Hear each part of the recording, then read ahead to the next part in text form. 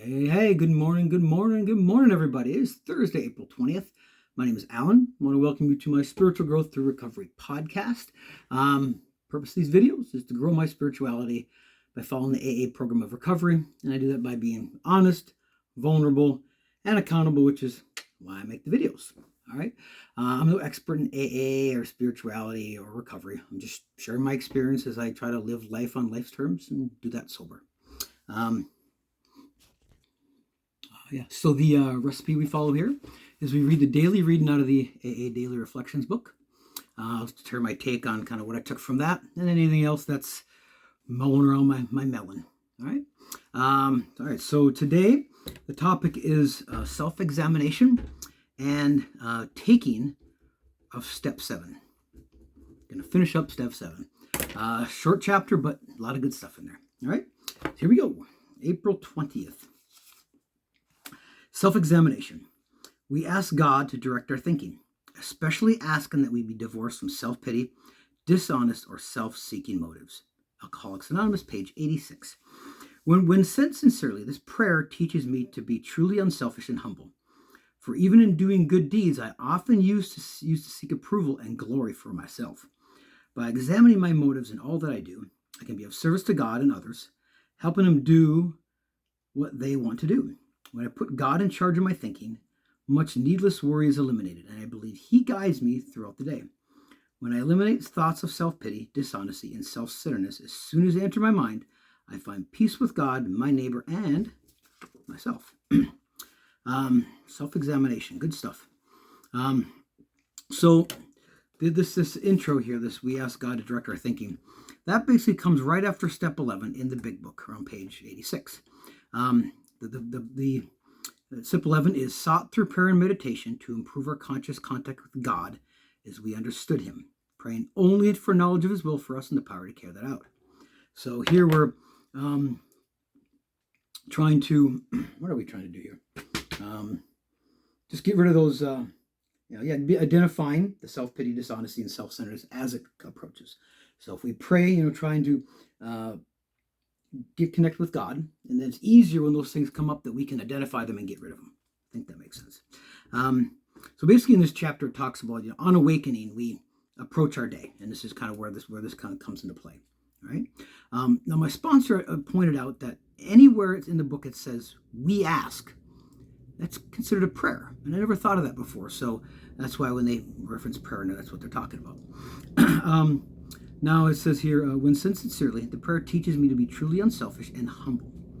For even doing good deeds, I often used to seek approval and glory for myself. So once again, it comes back to self. Right? By examining my motives and all that I do, I can be of service to God and others, helping them do what they want to do. Self-examination, I think, followed by self-honesty. What am I really seeing there, right? And then, so it's interesting. This is one of the few times self is not a negative connotation, right? And then ultimately, when I put God in charge of my thinking, worry is eliminated. I find peace with God, my neighbor, and myself. It's a pretty good deal, all right? Pretty good deal when we follow that. All right, so I'm going to wrap up step 7 here, and I just kind of broke this chapter down by a couple different things, and this one here talks it's kind of about taking it. So at the top of 76 in 12 it says, as we approach the actual taking of step 7, which is humbly ask Him to remove our shortcomings, when we're actually okay, take it, God, we're giving it to you. It might be well if we AAs inquire once more what our deeper objectives are. What are our motives?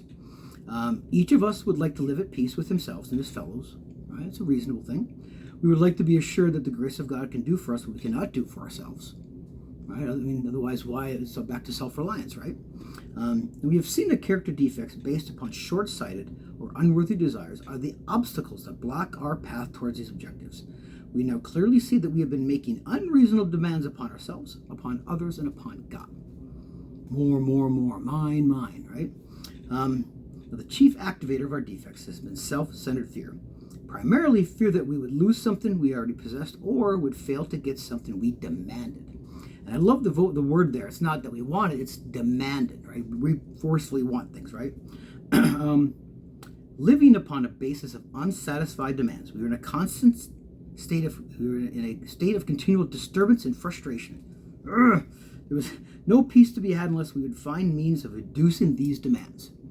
It's not there, it's here, right? It's here. It's what I want. Step 7 is we make the change in our attitude, which permits us, with humility as our guide, to move out from ourselves towards others and towards God. Inner focus, it's weird because like when I'm concerned with me, inner focus, then I'm kind of a mess. But I can't base my whole self-esteem and my worth based on out there. I gotta be okay inside. So I don't know, it's just a little different perspective. The whole emphasis on step 7 is humility. Is really saying to us that we ought to be willing to try humility and seeking the removal of our shortcomings, just as we did when we admitted that we were powerless over alcohol.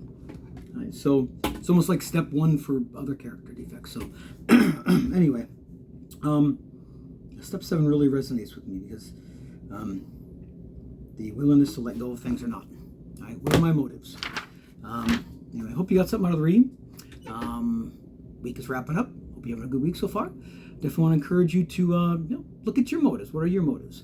Are you, even when you're trying to do something nice for somebody, do you have some skin in the game that you're trying to, look a little more graceful, a little more caring, puff up your chest because you're of all the good works you're doing?